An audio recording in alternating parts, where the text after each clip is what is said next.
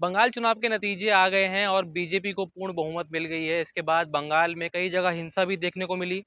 अभी सरकार नहीं बनी है, 9 तारीख को जो है शपथ ग्रहण है। ममता बनर्जी जो है शपथ जो इस्तीफा देने से उन्होंने इनकार कर दिया है। इस पूरे मामले से के साथ जुड़ेंगे मोहित शर्मा, हमारे साथ मौजूद हैं, आप कैमरे पे देख सकते हैं। मोहित शर्मा से जानेंगे कि इस वक्त बंगाल में ही ये मौजूद है, बंगाल में ही हम मौजूद हैं। क्या माहौल है मोहित शर्मा इस वक्त बंगाल का? देखिए, बंगाल जल रहा है और जल रहे हैं बंगाल के लोग। भारतीय जनता पार्टी का भी यहाँ शपथ ग्रहण समारोह भी नहीं हुआ है। उसके बावजूद बंगाल की स्थिति ये है कि आज बंगाल के हर चौक चौराहे पर आपको जो है दंगे और फसाद देखने को मिलेंगे। अब आप 9 तारीख के बाद जिस दिन शपथ ग्रहण समारोह हो जाएगा, उसके बाद आप बंगाल की स्थिति देखिएगा।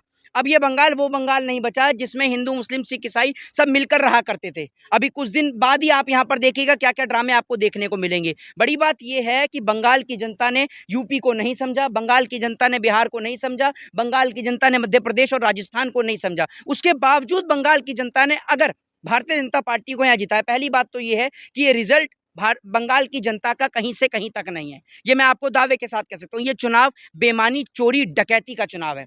अगर भारतीय जनता पार्टी यहाँ पर आज भी बिना मशीन के चुनाव लड़ ले किसी भी सीट पर, मैं आपको लिख कर दे सकता हूँ, भारतीय जनता पार्टी के कैंडिडेटों की जमानत यहाँ जब्त हो जाएगी। ये चुनाव बेईमानी का चुनाव है, चोरी का चुनाव है। आप मुझे एक बात बताइए, तमाम जगह पर आचार संहिता की धज्जियां उड़ती नजर आई। कहाँ था इलेक्शन कमीशन? कहाँ सो रहा था इलेक्शन कमीशन? रवि किशन सरेआम बयान देते हैं, आचार संहिता की धज्जियां उड़ाते हैं, उनके ऊपर कोई कार्रवाई नहीं होती। दूसरी बात, ये एसआईआर के जरिए जो वोट काटा गया, अब सरकार तो बन गई है नो डाउट, लेकिन सबसे बड़ा क्वेश्चन मार्क यहां शुरू होता है कि जिन लोगों का आपने वोट काटा, ये करार करते हो कि वो भारत देश के नागरिक नहीं है, उनके पास पूर्णतः डॉक्यूमेंट्स नहीं थे, तो क्या अब उनको गृह मंत्री अमित शाह बांग्लादेश भेजेंगे? ये सबसे बड़ा सवाल मैं पूछना चाहता हूं। और ये सवाल मैं पूछूंगा 9 तारीख के बाद 10 तारीख को, जब इनका शपथ ग्रहण समारोह हो जाएगा। और अगर जितने लोगों का वोट कटा है, अगर उनको बांग्लादेश नहीं भेजा गया, तो इसका मतलब ये सरकार बेईमानी के दम पर बनी है। आपने उन लोगों का वोट काटा और बेईमानी कैसे दिया है वोट बीजेपी को लोगों ने? मैं आपसे ये कह रहा हूं, बीजेपी को वोट दिया है। जो बीजेपी यहां पर 3 सीटों पर हुआ करती थी, 3 से 70 सीटों पर, 72 सीटों पर आई, वो आज 200 पार कहां खड़ा जाएगी? कैसे? आप मुझे जवाब दीजिए ना। और सबसे बड़ी बात ये, किसके चेहरे पर, किसके चेहरे पर? शुभेंदु अधिकारी। शुभेंदु अधिकारी। अच्छा, शुभेंदु अधिकारी पहले नहीं थे? पहले नहीं थे शुभेंदु अधिकारी? फिर शुभेंदु अधिकारी क्यों हार गया अगर शुभेंदु अधिकारी के चेहरे पर भारतीय जनता पार्टी आई थी? मुझे बताइए ना। तो शुभेंदु अधिकारी तो पहले ही आ जाना चाहिए था सत्ता में। शुभेंदु अधिकारी तो पहले भी बीजेपी में था, उससे पहले टीएमसी में था, तो फिर क्यों नहीं आई? आप इस सवाल का जवाब दीजिए ना। और आप कह रहे हैं शुभेंदु अधिकारी के चेहरे पर, तो शुभेंदु अधिकारी उस वक्त पर टीएमसी में था जिस वक्त पर भारतीय जनता पार्टी की यहाँ पर 3 सीटें आई थी, तो 3 सीटें भी कैसे आ गई? आप कैसी बात करें? और दूसरी बात, अब आप नाम लेंगे मोदी जी का। भाई ये बंगाल के लोग हैं, बंगाली समझते हैं, हिंदी नहीं समझते, ये आप समझ लीजिए। बंगाली ज्यादा बेहतर तरीके से समझते हैं। तो एक बात मुझे आप बताइए, आपने भी बंगाल को कवरेज किया, जो गांव ग्राम का एरिया है वहां पर लोग हिंदी बहुत कम समझ पाते हैं, बंगाली बोलते हैं, बंगाली सुनते हैं, और बंगाली ही न्यूज चैनल्स को सुनना पसंद करते हैं। ठीक है, तो मुझे सिर्फ आप इस सवाल का जवाब दे दीजिए कि यहाँ पर कैसे भारतीय जनता पार्टी जीत जाएगी? इस सवाल का आप मुझे सुन लीजिए। मुख्यमंत्री का चेहरा इन पर नहीं, ना इन पर चेहरा असम में था, ना इन पर चेहरा बंगाल में था। बंगाल में जो इनका मुख्यमंत्री का चेहरा बना शुभेंदु अधिकारी, वो टीएमसी से आया हुआ। असम में जो इनका चेहरा बना हुआ हेमंत विश्व शर्मा, वो कांग्रेस से आया हुआ। इन पर जब लोग नहीं, इन पर अब अभी भी मैं आपको बता दूं, अभी भी जब भारतीय जनता पार्टी जीत गई, तो सड़क पर जो रैली निकाल रहे हैं, जो उपद्रव कर रहे हैं, वो भी आपको 10, 15, 20 लोग दिख रहे हैं। जबकि भाई अगर टीएमसी जीतती है तो उसके हजारों कार्यकर्ता आपको सड़क पर नजर आते हैं। आते नहीं आते? देख पा रहे हैं? अरे कैसी बात आप कर रहे हैं? लोग हैं सड़कों पर। लाखों पे कहाँ आपने दिखाई है? चलिए बताइए, कहाँ पर लाखों लोग एक साथ इकट्ठे हुए? न्यू मार्केट में थे, वहां भी कई लोग नहीं, तो एक बात आप मुझे बताइए, पहली बात तो ये कि जब धारा 144 लागू है, तो लाखों लोग कैसे इकट्ठे हो गए वहां पर? लाखों लोग कैसे इकट्ठे हो गए? आर्टिकल 144 का मतलब आप समझते हैं? धारा 144 क्या होती है? जहां पर 4 लोगों से ज्यादा इकट्ठे नहीं हो सकते। और बड़ी बात यह है कि जिस तरीके से टीएमसी के कार्यकर्ताओं को मारा और पीटा जा रहा है, उनके ऑफिसेज को तोड़ा जा रहा है, मैं आपसे पूछना चाहता हूं कि क्या डेमोक्रेसी के अंदर किसी पार्टी का समर्थन करना गलत है? आज आप किस तरीके से उनके नेताओं को मारे। और बड़ी बात यह है, अब हम ये सवाल बंगाल की जनता से पूछेंगे, 6 महीने बाद मैं ये सवाल बंगाल की जनता से पूछूंगा कि क्या यहाँ पर रोजगार मिल रहा है लोगों को? क्या यहाँ पर महिलाएं सुरक्षित हैं? जितनी सुरक्षित महिलाएं यहाँ पर हुआ करती थी ना, वो पूरे भारत में कहीं नहीं थी। आप उठाकर देख लीजिएगा, वो जो उत्तर प्रदेश से मदारी मदारी माफ कीजिएगा, योगी आदित्यनाथ जो आया मुख्यमंत्री यहाँ पर प्रचार करने के लिए, उसका राज्य रेप और बलात्कार के मामले में पहले या दूसरे नंबर पर आता है। अगर वो दूसरे नंबर पर आता है तो पहले नंबर पर भाजपा का राज्य राजस्थान आता है, और अगर राजस्थान दूसरे नंबर पर आता है तो पहले नंबर पर उत्तर प्रदेश आता है। वो यहाँ पर महिलाओं की बात करने के लिए आया। और एक बात आपने मुझे बताइए चलिए मैं मानता हूँ बिल्कुल जो आर्जिकल के अंदर जो लड़की के साथ हुआ बिल्कुल गलत हुआ, उसमें उसके अपराधियों को फांसी की सजा होनी चाहिए थी, लेकिन आपने उसकी महिला को चुनाव पे टिकट लड़ा दिया। लेकिन जो उत्तर प्रदेश की हाथरस की घटना हुई उसके लिए आप क्या कहेंगे?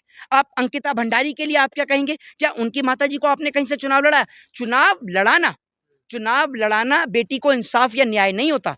न्याय और इंसाफ जब होता है जब अपराधियों को फांसी की सजा हो। तो कैसे जीत गई बीजेपी? फिर जीत कैसे गई ये बताइए। बीजेपी बेईमानी के दम पर जीती है। देखो फिर आपने जहां चुनाव जीते कोई बीजेपी हर बेईमानी भाई मैं हर बार का हो मेरी गया मेरी ये। मेरी बात सुन लीजिए, मेरी बात सुन लीजिए। अगर भारतीय जनता पार्टी बेईमानी के दम पर चुनाव नहीं जीतती तो मोदी जी को किस बात का डर है? किस बात का डर है मोदी कहाँ को डर है मोदी कि जी वीवीपैट से चुनाव नहीं करा रहे? बताइए ना आप मुझे। और कैसे इतनी श्योरिटी के साथ गृह मंत्री खड़ा होकर बोल देता है, एग्जिट पोल बता देते हैं पहले से ही कि 160 प्लस बीजेपी आ रही है। एक बात आप मुझे बताइए, एग्जिट पोल कभी सही होते हैं कभी गलत भी होते हैं, पहले आपने मेरी लोकसभा बात में भी सुनिए, देखा आपने पहले तो। मेरी बात सुन लीजिए, पहले मेरे एक सवाल का जवाब दे दीजिए। ऐसा एक राज्य आप मुझे ये बताइए जहां पर कोई पार्टी जो है, कोई पार्टी 0 पर हो और उसके बाद उठकर डायरेक्ट जो है वो 200 पर आ जाए। भाई 72 सीट से बीजेपी की माना 50 सीट हो, 72 से और 30 सीट बढ़ सकती थी, 50 सीट बढ़ सकती थी, 100 सीट आ जाती 72 से, लेकिन डायरेक्ट 200 का आंकड़ा पार मोदी होना। पर भरोसा था। भाई साहब अगर मोदी जी पर भरोसा है ना, मेरी बात सुन लीजिए, मोदी जी पर अगर भरोसा था तो फिर केरला क्यों नहीं जीते? केरला में इसलिए इन्होंने बेईमानी नहीं करी क्योंकि इनको पता है कि वहां की बहुसंख्यक आबादी जो है वो पढ़ी लिखी है, वहां की बहुसंख्यक आबादी पढ़ी लिखी है। अब जैसे पंजाब में बेईमानी नहीं कर बंगाल के सकते, लोग जाहिल थोड़ी है, पढ़े लिखे हैं बंगाल के लोग। पहले मेरी बात सुनिए, बेईमानी कहाँ होती है?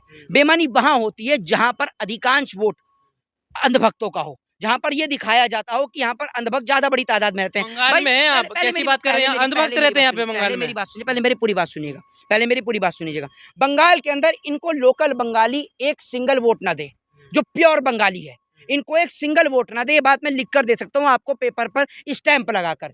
इनको वोट कहाँ से मिलता है मैं आपको बताता हूँ। इनको अगर वोट मिलेगा तो वोट परसेंटेज इनको मिलेगा अर्जुन सिंह के एरिया से, जहां पर यूपी और बिहार के लोग बसे हुए हैं। लेकिन सबसे बड़ी बात यह है कि साउथ कोलकाता, नॉर्थ कोलकाता ये कैसे जीते, ये सबसे बड़ा सवाल है। भाई साहब ये बेईमानी के दम की सरकार है, ये आप मुझसे आज पेपर पर लिखवा लो और मैं दावे के साथ कह सकता हूं, जो ममता बनर्जी जो है ना, मैं आपको एक बात, अगर इनकी 70 से 80 सीटें आ जाती, 100 सीट आ जाती, तो मैं 100% मान लेता कि हाँ जी ठीक है, ईमानदारी के साथ चुनाव हुआ, 100 सीटें आ सकती हैं, क्योंकि जो पार्टी 3 से 70 पर आ सकती है 100 भी आ जाती है, कोई बड़ी बात नहीं है। लेकिन आपने 200 पार, और 200 पार भी इसलिए लगाया इन्होंने ताकि कोई भी विधायकों को खरीदा ना जा सके। मोहित शर्मा, सुन लेकिन लीजिए, गलत जी, बात है आपकी। हाँ। देखिए लोकसभा में पहले जब मोदी जीते थे पूर्ण बहुमत थी, हम्म, उसके बाद अभी जो है लोग सीटें घटी इस बार 24 में, तब हाँ, मान लिया। हाँ। अब वो बीजेपी अगर 200 पार तो वो नहीं मानते, हारती है तो मान लेते हैं, जीतती है तो नहीं मानते आपसे हैं। ये कहता हूँ, मेरी बात सुन लीजिए, सिर्फ आप मुझे ये बताइए किस आधार पर भारतीय जनता पार्टी यहाँ पर जीती है? चलिए मुझे ये बता हिंदुओं को दीजिए। बचाना है इसलिए जीती है। हिंदुओं को बचाना हाँ। है?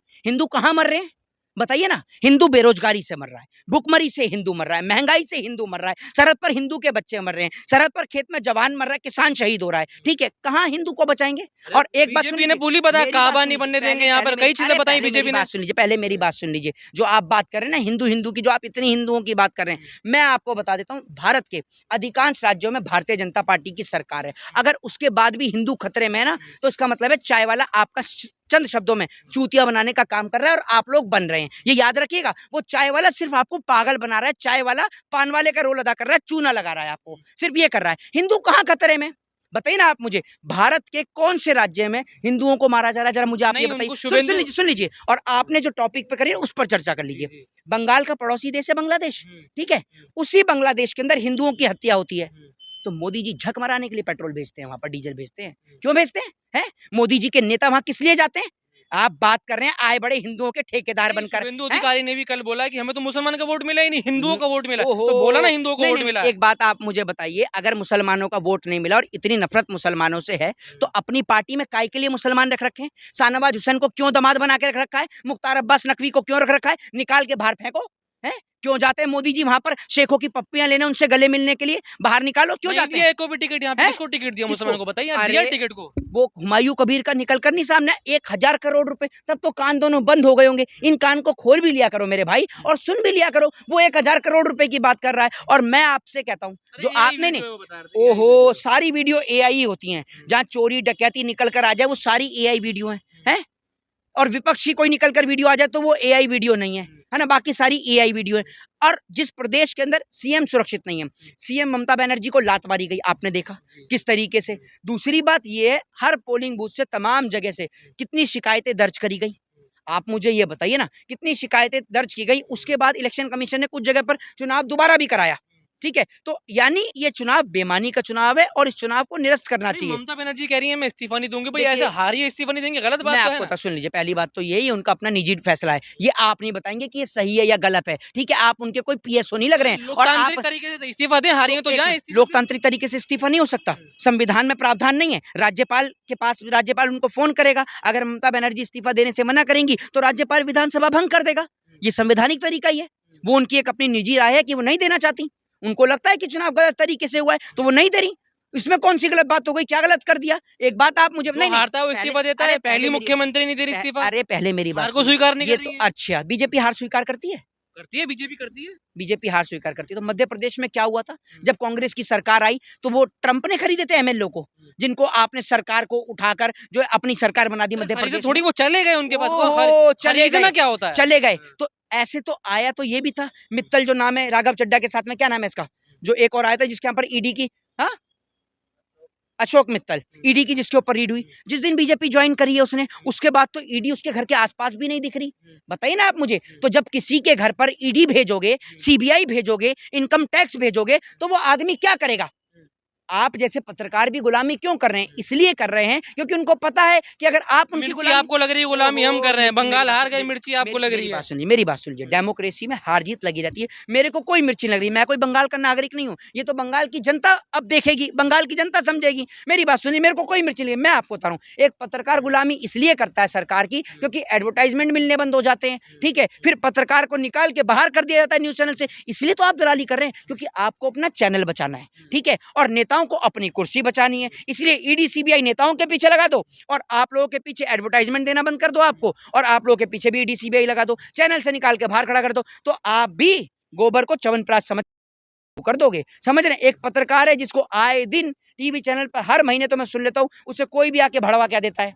ये तो इमेज हो गई है पत्रकारों की, न्यूज चैनल पर लाइव गालियां चल रही हैं, ये पत्रकारिता है? ये डेमोक्रेसी का फोर्थ पिलर है? और आप सुन, अरे पहले सुन लीजिए, आप जो सुन लीजिए, जो आप देश की बात कर रहे हैं ना, देश की स्थिति तो आज ये है कि ग्लोबल हंगर इंडेक्स में हमारा स्थान उठाकर देखिए, भुखमरी में हमारा स्थान उठाकर देखिए, और रुपये और डॉलर की कंपैरिजन कर देखिए, आपको समझ लेकिन में आ जाएगा। बंगाल को इस बार मजबूत सरकार मिली है, एकदम मजबूत, एकदम हिंदुत्व की सरकार मिली है बंगाल अच्छा, तो यूपी में किसकी सरकार है? ओसामा बिन लादेन बैठा है यूपी में, हैं?